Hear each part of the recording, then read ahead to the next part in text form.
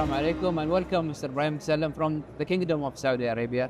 Thank you very much for attending our conference and the accompanying workshops and accepting this interview with you about discussing general cybersecurity matters. So one of my questions is that what do you see the priorities of cybersecurity for our region?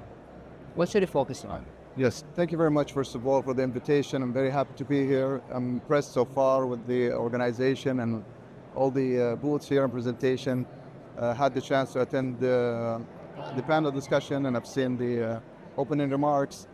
Back to your point, cybersecurity as a strategy and priority now has been elevated. It used to be thought of as like a technology or a piece of utility. Now it's seen as a critical space that needs to be protected, much like airspace, much like land space, much like critical infrastructure such as water, electricity. It's not something luxury. It's kind of the building block of our infrastructure. Much of our lives have become digital today, right? We live in the digital space. So it needs to be protected and highly regulated and governed in a way that does not kind of stifle innovation and the use of technology. So this is kind of the new view of the cyberspace, if you will. We look at that as space that we live in. We need to protect it and ensure it's well regulated. And this is actually part of my next question about cybersecurity being seen as like disabler of innovation and quick integration, quick government transformation, etc. How do you see, in your experience, how do you see people overcoming this, of cybersecurity becoming an obstacle? They should see it the other way around. It should be seen as an enabler. It's an insurance policy, if you will. Okay. Like, you can't have a strong economy without having strong security. Just these two goes hand in hand.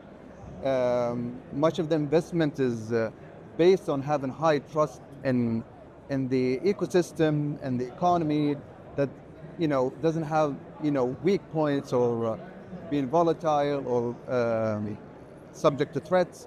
So having a strong infrastructure that is secure and protected gives trust, high trust, and therefore a space for safe innovation, if you will.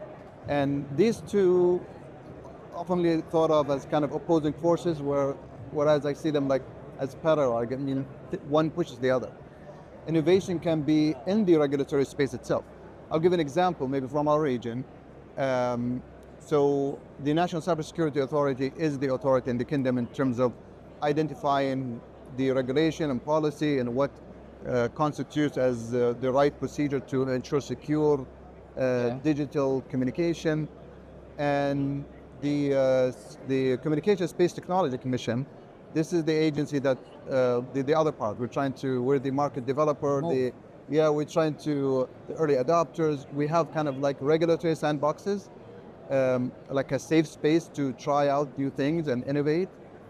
For instance, quantum communication, thus would be the next, frontier in communication, and comes with it new types of threats. Yes. So this regulatory sandbox gives like a safe place to experiment and co-evolve with the technology, if you will, not just kind of frog leap. So this is one way to maybe balance the two forces. In fact, maybe just self-promotion here.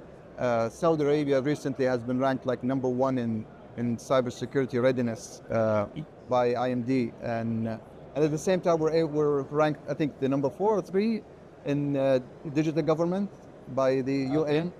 So we're only be able to achieve this because we have these mindset being kind of forthcoming, secure, our infrastructure, while kind of pushing innovation at the same time. And I think part of us in our region being a target to hackers, etc., is that our adoption to technology is very fast compared to any other set of countries in the Middle East, North Africa. And the GCC has gone too fast.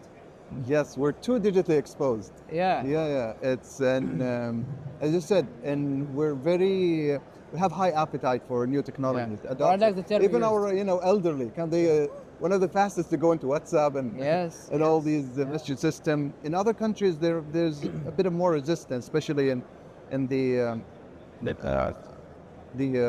higher sector of the. And when it comes, like, we invest a lot in technology. Yeah.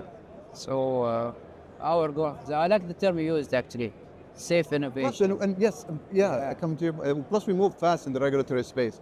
Regulation, I think, in other parts of the world has more inertia and slow. Yeah. Here, I think at the leadership level, we move fast and everything cascades. We have one of the challenges that is repeated, that we don't have enough cybersecurity people to fill cybersecurity jobs. Yes. What's your take on that?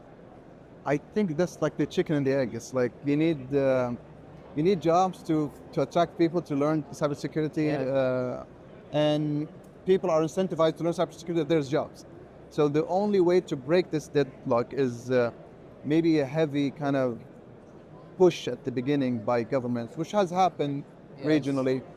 I think here in Saudi Arabia for certain, we've recognized this as a very essential industry. We don't look at it as a technology.